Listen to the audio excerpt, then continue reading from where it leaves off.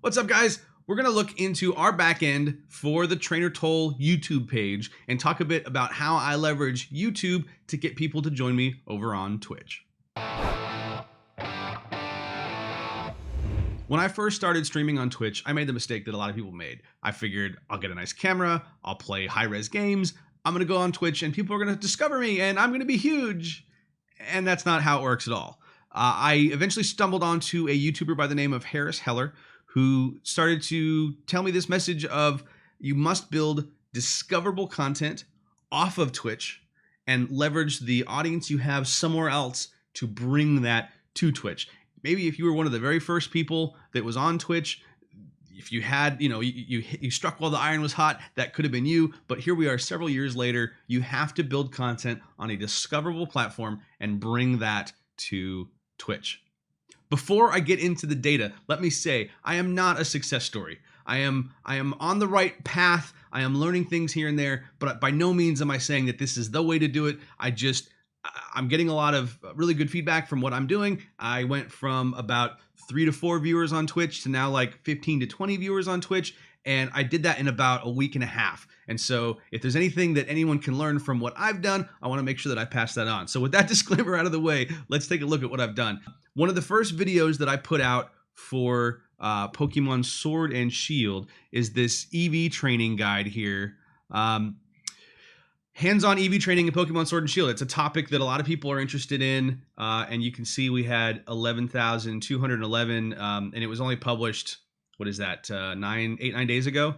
And then the follow-up video is how to reset your EVs in Pokemon Sword and Shield. And that one is our just completely blowing up with 21,212 views. And then IV breeding guide, which is this is one of those things that you can't control which thing gets popular on you. But I actually think the IV video, breeding IVs, is the better video. And it has just under 7,000, which by no means is that bad, because you can look at something like this Oval Charm video. The Oval Charm helps you hatch more Pokemon faster, helps you get more eggs from the daycare center in Pokemon Sword and Shield. And you have to care about breeding for that to matter. And there's probably other content that is out there that answers that question to where people just weren't really searching for it. It's not really hot. And then how to get the catching charm, that we're almost at 1,000 views for that one. And I had somebody that just messaged me via Twitch to say, hey, I watched your catching charm video. Thanks. I was able to go get the catching charm. I can't wait to watch you tonight. I mean, like, I put it on Twitter. It was just the most black and white display of, I liked your videos. I can't wait to watch you on Twitch. Let's see, how to get Gigantamax Charizard. There's a lot of videos that touch on that topic. So I have 1,300 views of that overall keyword space, but there's definitely a lot of people, so it's a competitive keyword, but I am getting a share of it. And you can see also, just how many comments, 147 comments, 132, 45 on the Pokerus comment. And that how to get Pokerus video. Pokerus is very important for EV training. It doubles your gains. And so how to get Pokerus is a very popular search term as well. How to EV train with vitamins, almost catching up to the IV breeding guide, but how to EV train with vitamins. You're able to actually skip a lot of the process that we talk about in this very first video. Sometimes you have to reset your IVs before you can EV train with vitamins. And so like what I put in my end screen and that type of stuff, it speaks to that. But then there's, completed Pokedex, how to get the shiny charm. Only, granted it's been online for, a day, but only 88 views on that one. But then how to change Rotom's form already has 207. So by no means is that going to be a 20,000 view video, but that is a search term that, we can't, they are not all going to be 20,000 view videos. But if I make enough of those 200 view or even 88 view videos, I'll have random successes like this that'll have several thousand views. If you're wondering why I made this particular video using this particular language, I looked up how to gain Twitch followers from YouTube. And you can see these videos that pop up, how to grow Twitch followers fast, how to grow Twitch followers fast, how to get more viewers on Twitch. None of those are using the full keywords from YouTube, how to turn YouTube viewers into Twitch followers. Even if we look at a couple different iterations of the keyword, how to get Twitch followers from YouTube, it's the same videos. And it's talking about just how to get followers in general and not talking about how to get them from YouTube. So I'm carving out my little niche within that keyword, and that's what I'm going to be going after. The same can be said for the keyword EV training. If I look at this and I scroll down, you've got how to completely EV train in 10 minutes. You've got Poke Tips. You've got Wolfie VGC, Austin John Plays. Austin John Plays just hit 1 million subscribers on Facebook, all huge YouTubers. I am on the first page. I'm just on the third or fourth page of the video content. But then if you go to how to reset EVs and you put in, Sword and Shield, I'm the very first piece of content that comes up. It goes straight to the videos. If you take out Sword and Shield and you just put how to reset EVs, you get a Sun and Moon guide. So I assume that you would continue to scroll, or you'd put in Sword and Shield. And then there I am right there on the first page as well, the third video for how to reset EVs overall, because Google doesn't know what Pokemon game someone's talking about. You don't even mention a Pokemon game in that keyword.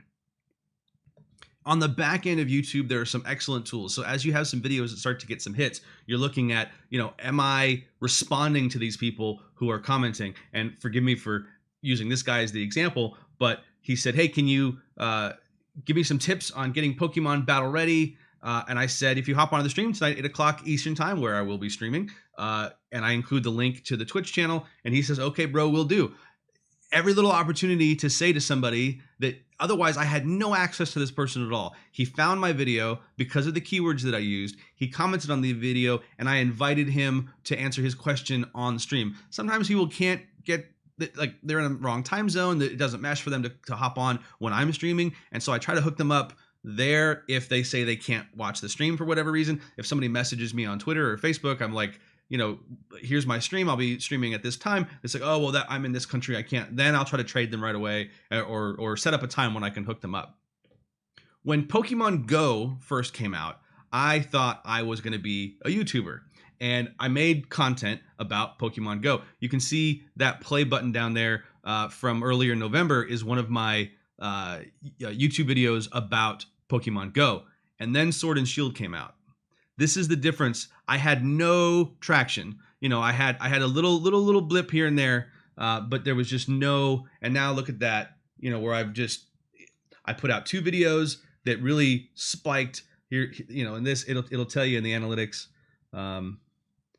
What video is that? So that was the IV breeding guide, and then a few days later, I put out 5 videos all on the same day, and I hit my kind of like best viewer day of the month, and then it's come down a little bit, but I'm still averaging 4,000 or 5,000 views every single day since then. So 4,000 or 5,000 views. If 1% come and check out my Twitch channel, because of this, I was able to experience something that I never thought was possible previously.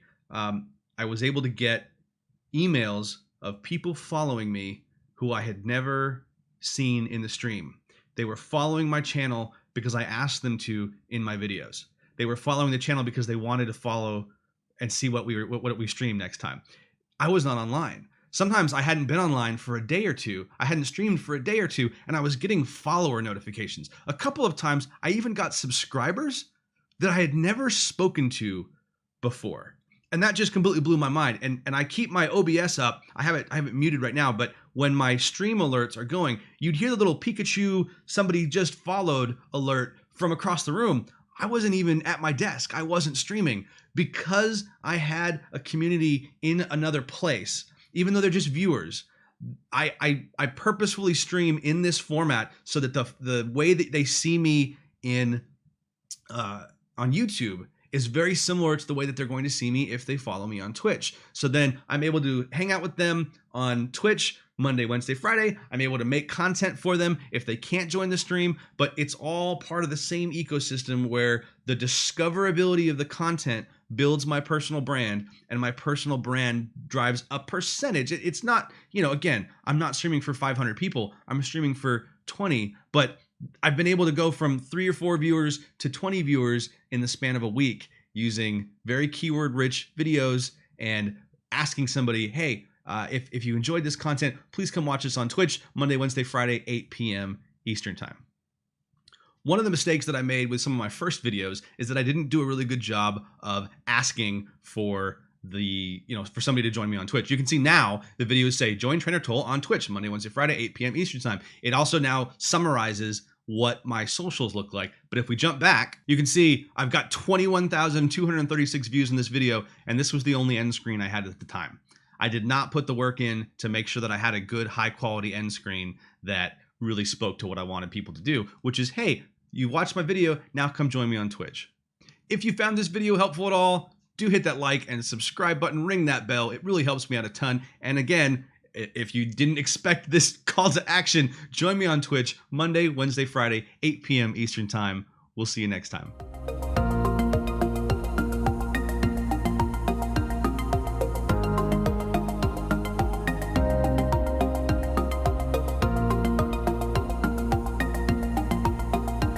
Hey, look at that. Your end screen is no longer terrible.